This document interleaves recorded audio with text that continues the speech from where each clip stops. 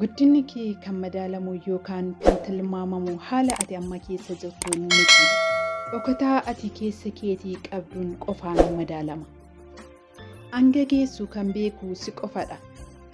Hiriyoonni kee, maatiin kee, akkasumas hawaasni tajaajiltu, akkasumas barsiisonni kee, akkasumas namoonni jaalattu maalummaa kee isa sirrii beekaniitu atu hin ta'in akkasumattiin tilmaamumaan si madaalu. Waan namoonni dubbataniif bakkee hin kennin, kaayyoo keeraa duubatti si deebisa. Si caalaa kan si beeku eenyu yoo hin jiru. Bakka namoonni si madaalan guddaa ga'uu ni dandeessa. Xiqqeessitee of hin ilaaliin. Maaltu beekaa wanti guddaa keessa kee jiru kan namootatti hin mul'anne kan si qofaaf mul'atu bakka guddaa ga'uudhaaf kan dandeessu.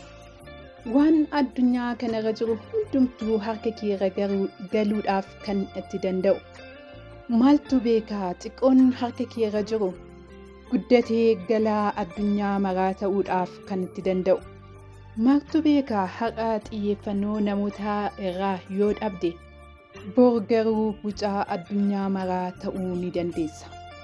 Kanaafuu Rabbii gaditti abjuu keerraa abdii hin kutiin. Wanta xiqqootiif abjuu kee hin gurgurin.